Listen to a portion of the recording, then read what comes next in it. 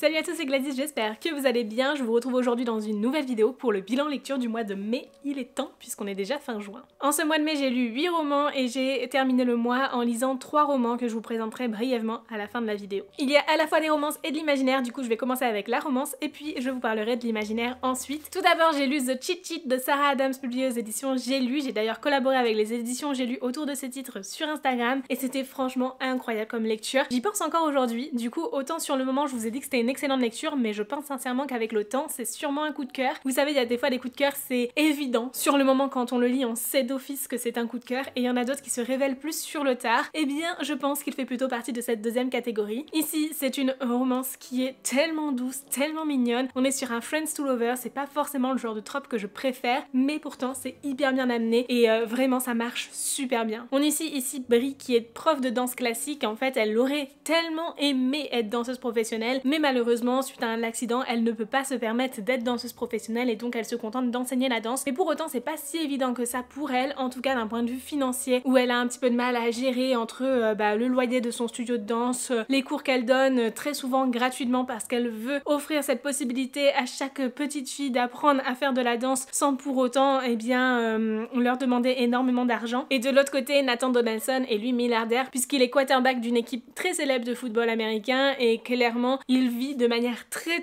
aisée et comme ils sont meilleurs amis, il va tout faire pour l'aider même si voilà, elle ne souhaite pas trop qu'il l'aide, etc. Pour autant, c'est la relation qu'ils ont et ça marche très bien ainsi. Et en fait, le truc c'est qu'ils s'aiment l'un et l'autre en secret, mais ils ne se le sont jamais avoué parce que clairement pour eux, il y aurait rien de pire que de perdre cette amitié qu'ils ont. Et au contraire, Brie ne fait que répéter à longueur de temps qu'ils sont juste amis, etc. Et en fait, c'est surtout pour se berner elle-même. Sauf que, eh bien, il s'avère qu'il va avoir un événement qui va amener Nathan et Brie à sortir ensemble, en tout cas à faire semblant de sortir ensemble aux yeux des médias. Et ça risque de compliquer un petit peu les choses dans leur amitié, puisque mine de rien, ils vont se rapprocher, avoir des rencarts, etc. Alors même si c'est censé être complètement faux, ça risque d'être très compliqué de faire semblant et de ne pas avouer leurs propres sentiments. En tout cas, j'ai adoré, c'est une lecture qui est juste parfaite pour le printemps-été, donc si jamais vous ne l'avez pas encore lu, foncez le lire. Si vous aimez les romans sportives, si vous aimez la new romance et surtout si vous aimez les romances qui ne sont pas explicites, allez-y, les yeux fermés, il n'y a pas du tout de scène de smut dedans. Alors certes, c'est pas un livre young adulte dans le sens où les personnages que l'on suit sont adultes et donc vous allez peut-être un petit peu plus vous retrouver dans les problématiques du quotidien de ces personnages-là, quoique on n'est pas non plus des célébrités, mais je pense que ça pourrait peut-être plus vous correspondre qu'un livre young adulte sans pour autant avoir de scènes explicites et franchement c'est trop chouette et ça n'entache rien à l'histoire, au contraire, vous le savez, ça me dérange pas d'avoir des scènes explicites dans mes romans, mais quand il y en a pas trop et que ça prend le pas sur l'histoire, là je trouve ça dommage, mais pour le coup ça fait du bien aussi de temps en temps de ne pas du tout en trouver, donc je tiens à souligner, il n'y en a pas dans celui-ci et ça peut correspondre à un grand nombre de personnes. Il existe aussi en e-book, en brochet, en relié et en livre audio, donc vous avez vraiment tous les formats possibles et imaginables pour découvrir ce livre, foncez. D'ailleurs l'audio est sur Audible exclusivement, vous avez le lien en description qui vous permet de bénéficier de 30 jours d'essai gratuit de Audible et si vous avez un compte Amazon Prime, vous avez 2 crédits audio, donc vous pouvez découvrir 2 livres directement pendant ces 30 jours, ça vaut vraiment le coup. En tout cas, merci beaucoup aux éditions J'ai lu pour leur confiance, vraiment, sans eux j'aurais pas découvert ce livre, il aurait pas été édité non plus, vous me direz, mais clairement c'était génial.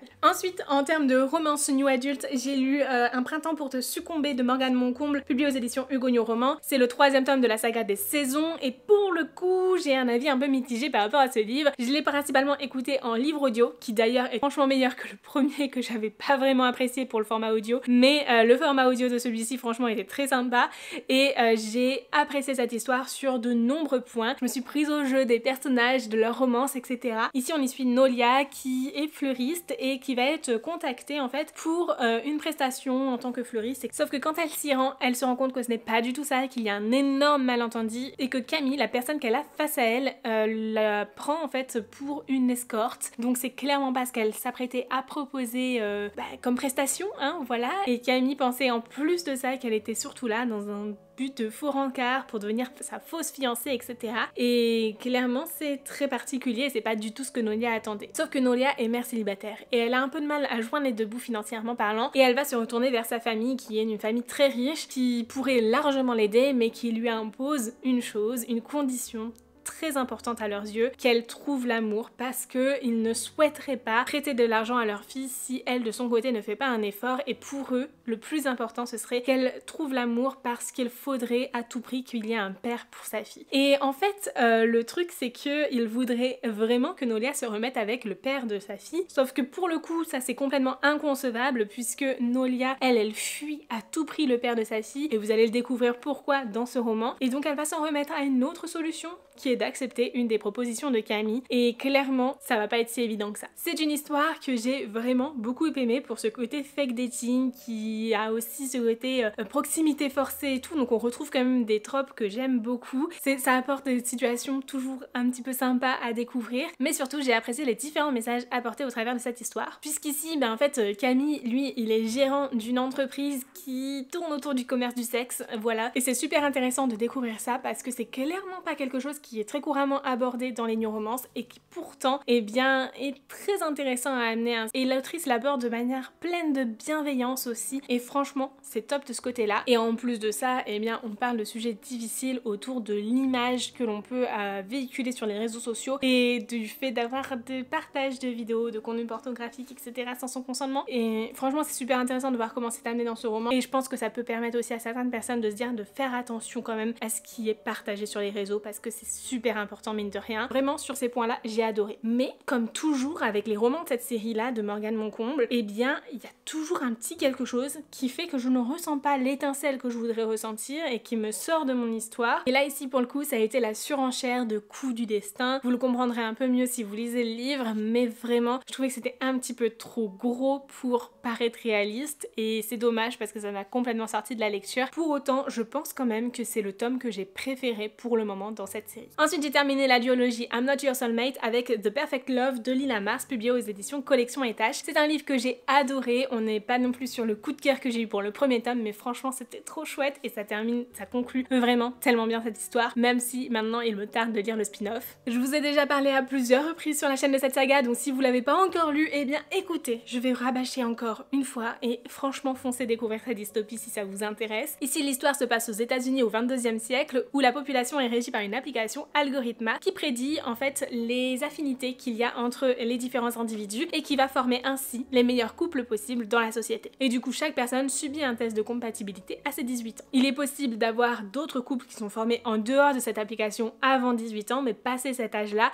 seulement les couples qui ont plus de 50% d'affinité peuvent être formés uniquement. On va suivre Elliot qui est en couple avec Ashton, et en fait ils ont déjà passé un premier test à leurs 16 ans et ils espéraient que justement au fur et à mesure du temps leur amour ait encore évolué et que leur test soit vraiment positif et au-delà de 50% d'affinité pour qu'ils puissent rester ensemble et se marier. Sauf que ce n'est pas le cas, leur taux d'affinité a diminué selon Algorithma, et en plus de ça Algorithma prédit à Elliot un taux d'affinité proche de 100%, de 98,8% entre Elliot et Isaac, le frère de Ashton, ce qui est clairement complètement improbable selon elle parce que en fait Elliot n'a jamais, au grand jamais, été attiré par Isaac, et autant c'est pas un inconnu qu'elle pourrait rencontrer et devenir son âme sœur du jour au lendemain. Là ils sont considérés âme sœur par l'application, alors que elle l'a déjà vu à plusieurs reprises et elle n'a jamais rien ressenti pour lui. Donc elle commence un peu à être dubitative par rapport à la véracité de ce que l'application propose. Pour autant elle n'a pas d'autre choix que de se plier à ça, de rompre avec Ashton, puis de mettre en place les différents rendez-vous et d'épouser Isaac, alors que c'est pas du tout ce qu'elle souhaite. Mais elle se rend compte que Isaac partage son opinion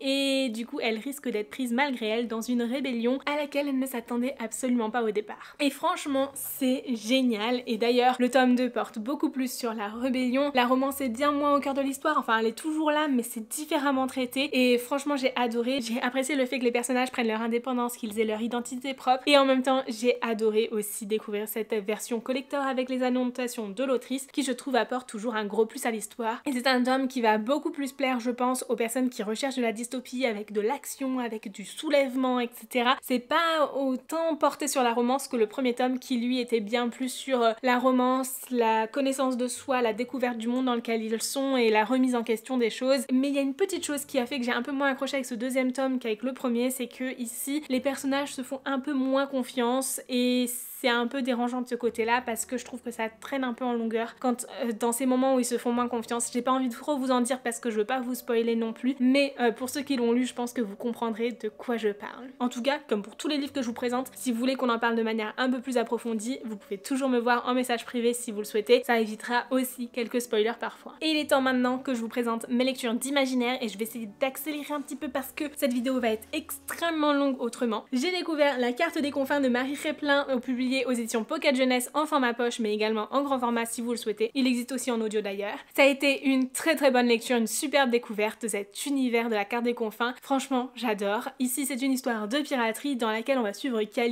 qui est une voleuse qui a volé en fait un butin magique et essaye de le refourguer pour tenter de gagner un peu d'argent et de survivre dans ce monde où elle est en fuite en fait. C'est un monde dans lequel les artefacts magiques sont interdits et c'est bien sûr ce que Kali essaye de revendre, donc c'est pas si évident que ça et elle va se retrouver un jour prise au piège où elle essaye de mener une transaction avec Blake Jackson, le capitaine de l'Avalon, qui est très intéressé par l'un des objets qu'elle a en sa possession, un compas magique qui montre en fait la direction de tout ce que l'on désire le plus au monde et clairement eh bien Blake va tout faire pour réussir à récupérer ce compas, quitte à sauver Kali au passage et va se retrouver avec Kali en fait en tant que passagère à bord de l'Avalon, ce qui était absolument pas prévu au départ. Et donc Blake va partir dans sa quête de la carte des confins qui est son objectif ultime en compagnie de Kali à bord de son navire. Kali qui, on le rappelle, est toujours en fuite et est bien contente du coup d'être à bord d'un navire pirate sans cesse en mouvement, ça c'est sûr, c'est bien plus pratique de ce côté-là, mais ça c'était sans compter sur le fait que l'objectif de Blake l'amène droit vers la personne qu'elle fuit le plus au monde. C'est une histoire que j'ai adorée pour la place de la piraterie, pour la romance qui est en place aussi entre Kali et Blake qui est franchement mignonne, pour l'équipage à bord de l'Avalon. Je crois que c'est ce que j'aime le plus dans les histoires de piraterie, c'est souvent l'équipage qui est souvent très soudé, en même temps c'est des gens qui vivent ensemble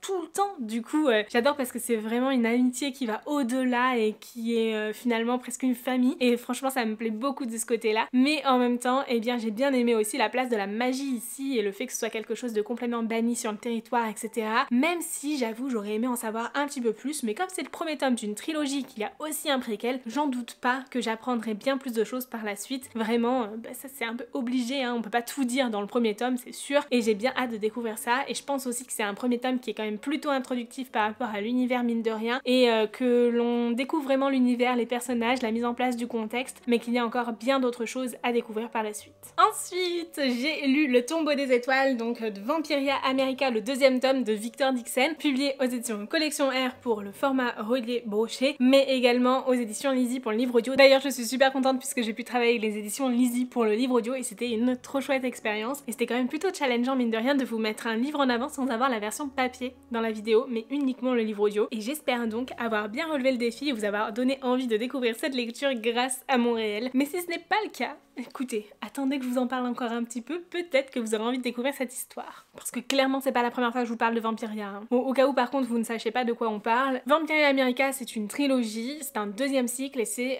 la suite en fait de Vampiria qui elle-même est une trilogie. C'est une histoire qui se situe dans un monde où le roi soleil serait devenu immortel en devenant un vampire et a vampirisé une grande partie de la haute société et donc règne sur la Magna Vampiria en exploitant la population humaine bien sûr pour servir de bétail parce que faut bien nourrir tous ces vampires. C'est une histoire qui porte avant tout de la vengeance puisque la première trilogie est centrée autour de Jeanne Froidelas qui elle va se venger de la mort de sa famille en essayant de tuer les vampires responsables et Vampiria America c'est une histoire qui se passe du coup en Amérique lors de la colonisation des Amériques par les vampires et on va suivre plusieurs personnes qui souhaitent se venger contre les vampires et du coup mettre en place une genre de rébellion etc. Ils vont s'associer et se nommer Desperados et c'est eux que l'on va suivre du coup au cours de Vampiria America, le tombeau des immortels puis le tombeau des étoiles et le troisième tome qui paraîtra, je sais pas trop quand, peut-être dans un an je pense vu qu'il y avait un an d'écart entre les deux premiers. Donc ici on retrouve des personnages de Vampiria bien sûr, c'est donc préférable de lire les livres dans l'ordre si jamais vous souhaitez lire toute l'histoire mais vous pouvez très bien commencer uniquement à Vampiria America si jamais vous le souhaitez.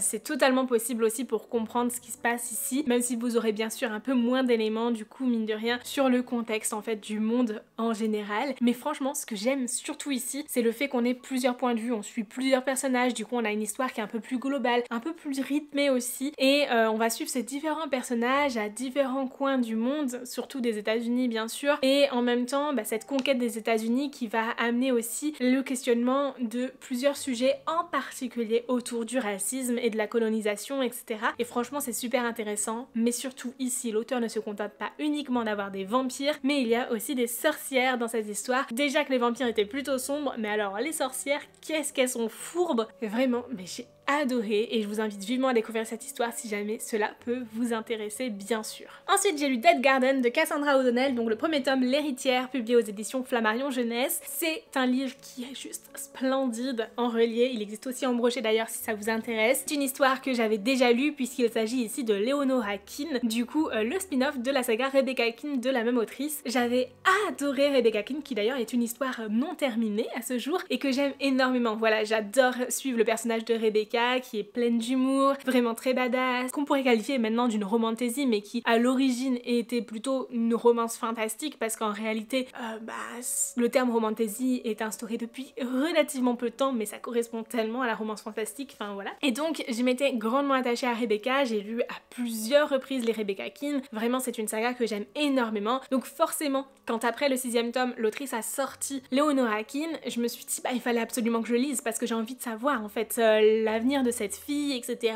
qui est tout le temps présente finalement dans les romans de Rebecca, mais toujours en arrière-plan et que l'on voit grandir, évoluer au fur et à mesure des tomes. Et donc j'ai voulu découvrir l'histoire de Leonora, donc celui-là je l'ai lu il y a bien longtemps, et donc forcément j'étais hyper déçue de ne pas avoir de suite à cette histoire que j'aimais tant. Mais alors quand Leonora Keane a changé de maison d'édition pour être rachetée par Flammarion et qu'ils ont ressorti toute cette histoire sous le nom de Dead Garden, et d'ailleurs qu'ils ont dit qu'il y aurait toute la suite aussi qui serait publiée dans cette série, franchement ça m'a enchantée, je me suis dit tout de suite que j'allais les lire, vraiment c'était obligé. D'ailleurs j'ai eu la chance de travailler en février avec les éditions Flammarion autour de la mise en avant de ce livre et c'était franchement génial aussi, mais du coup j'avais toujours pas relu cette histoire et il était temps parce que je voulais vraiment découvrir les petites nuances, les choses qui changent, etc. Puisque l'autrice a repris toute l'histoire et a rajouté également plusieurs éléments pour que voilà on puisse bien me cerner l'histoire si jamais on ne connaît pas Rebecca Keane, parce qu'il faut savoir que Rebecca Keane c'est plutôt conseillé à partir de 16 ans alors que Dead Garden on va être plus sur une histoire conseillée à partir de 12-13 ans, ce qui est clairement pas la même tranche d'âge pour le coup et le but était que celui-ci puisse être accessible sans avoir lu Rebecca Keane bien sûr, même si vous avez lu Rebecca Keane, vous aurez encore plus de clés sur l'univers, etc. Et ça peut être très intéressant et dans ce cas-là, je vous conseille de le lire après le 6e tome de Rebecca Keane parce qu'avant ça, vous risquez de vous spoiler en fait certains éléments qui sont autour des complots politiques, de la situation politique avec les différents peuples et également sur les pouvoirs de Leonora. Donc je vous conseille d'attendre le 6e tome de Rebecca Keane pour découvrir celui-ci si vous le souhaitez. Par contre, je tiens à souligner une chose, si vous avez déjà lu Leonora Keane, je suis pas certaine que ce sera nécessaire de lire Dead Garden dans le sens où même si l'autrice a retravaillé son histoire, ça reste quand même très proche et moi-même qui l'avais lu il y a plusieurs années, j'avoue je m'en souvenais quand même très bien mais surtout j'ai pas du tout été surprise à aucun moment. J'ai eu l'impression de relire la même histoire en fait tout simplement. Alors certes il y a quelques petits éléments en plus mais quand on connaît plutôt bien l'univers et tout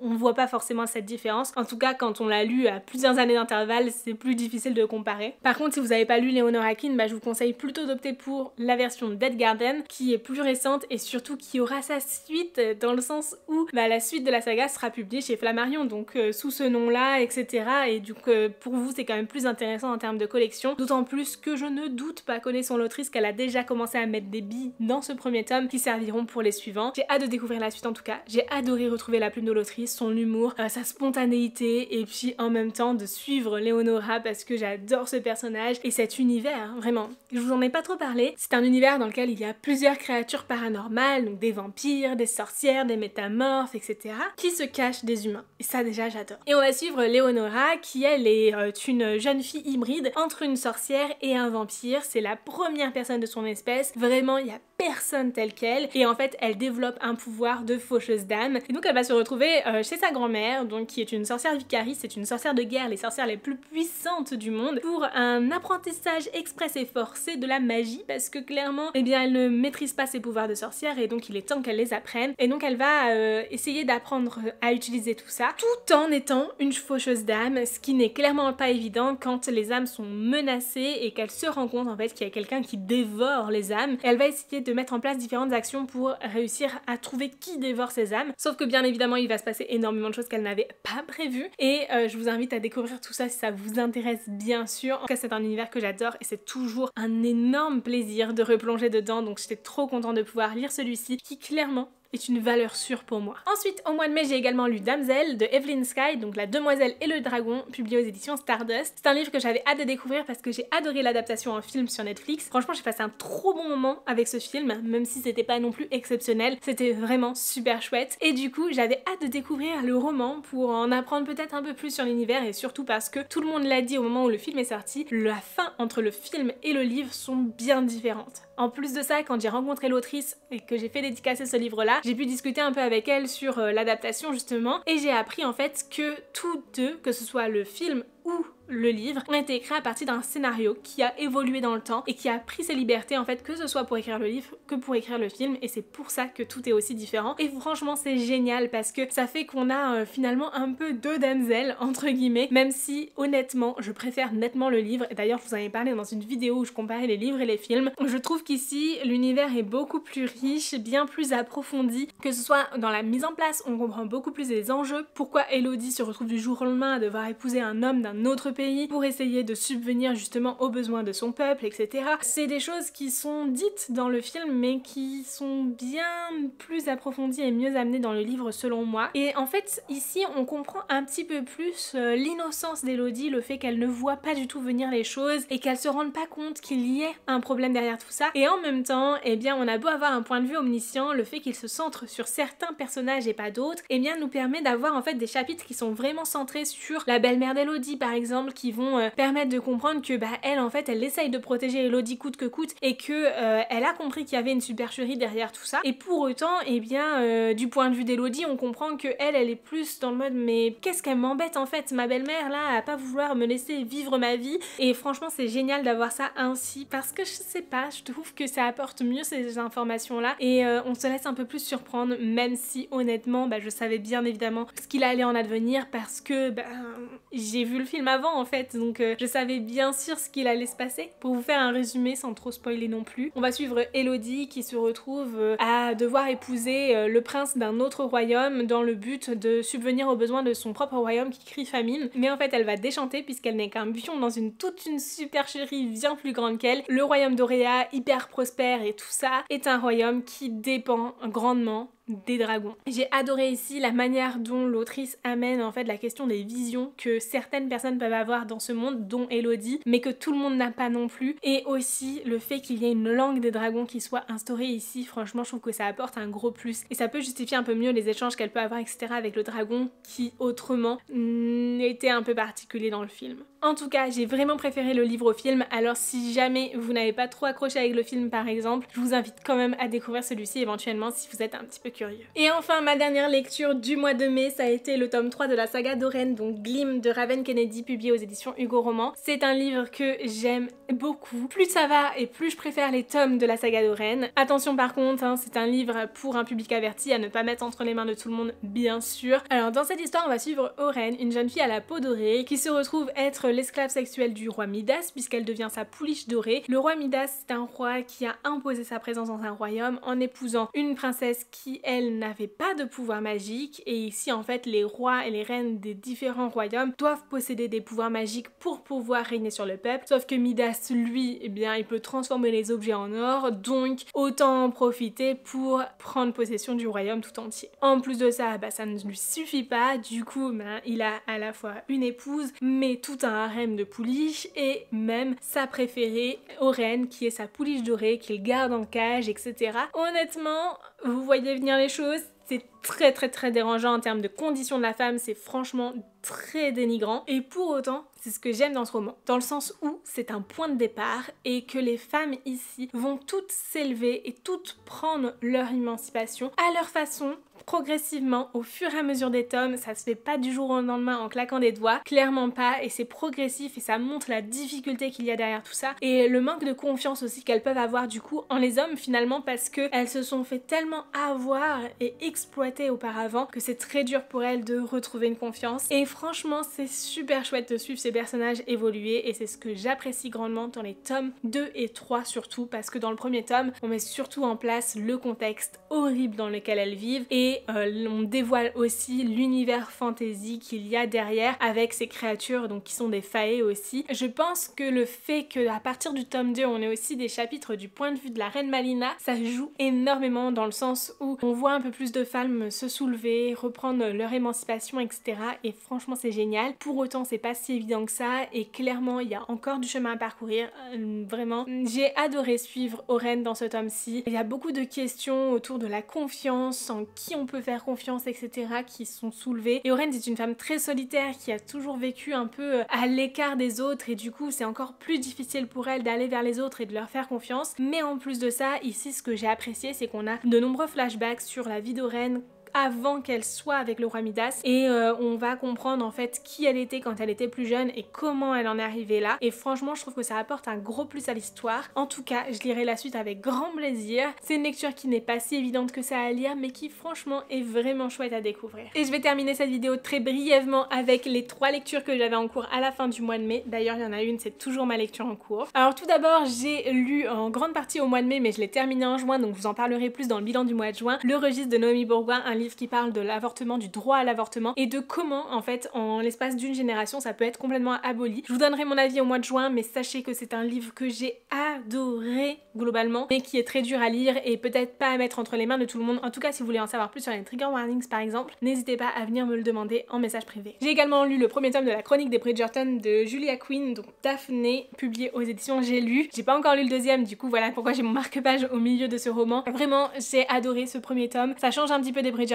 et clairement je préfère de loin la série mais ça je vous en reparlerai plus tard, que ce soit avec mon avis complet sur ce livre mais également sûrement à ronde 2 durant l'été de la vidéo comparative entre les séries, les films et les livres parce que vous avez bien aimé la première et j'ai adoré filmer ce concept là, alors j'aimerais beaucoup le reprendre sûrement en vous parlant de celui-ci bien sûr. Et la dernière lecture que j'avais en cours à la fin du mois de mai c'est La fiancée du dieu de la mer de Axio, publié aux éditions Lumen, qui était la lecture commune du mois de mai sur notre Discord et clairement en fait je vous ai fait un point lecture la dernière fois dans le vlog, j'en étais à la page 103, j'en suis toujours à la page 103, je n'ai pas du tout avancé au mois de juin, je pensais le terminer au mois de juin mais honnêtement j'ai lu 100 pages et j'ai absolument pas du tout envie de retourner vers ce livre. Il s'est pas passé grand chose, c'est très onirique et je pense que du coup c'est aussi pour ça que je me suis pas forcément prise dans les personnages encore et peut-être qu'il aurait fallu que je lise encore un peu plus de pages pour être à fond dedans parce que pour le coup ceux qui l'ont lu l'ont adoré donc je sais pas, peut-être que je prendrai le temps de le finir en juin, peut-être qu'il restera dans cet état entamé tout le reste de ma vie, je ne sais absolument pas, écoutez, seul l'avenir nous le dira. Voilà donc pour mon bilan des lectures du mois de mai, franchement de très chouettes lectures dans l'ensemble. Je vous remercie grandement d'avoir regardé cette vidéo jusqu'au bout. N'hésitez pas à me dire en commentaire si vous avez lu certains de ces livres ou si vous souhaitez en lire certains d'entre eux. Sur ce, en attendant la prochaine vidéo, je vous fais de très gros bisous, je vous souhaite d'excellentes lectures et je vous dis à très bientôt dans une nouvelle vidéo.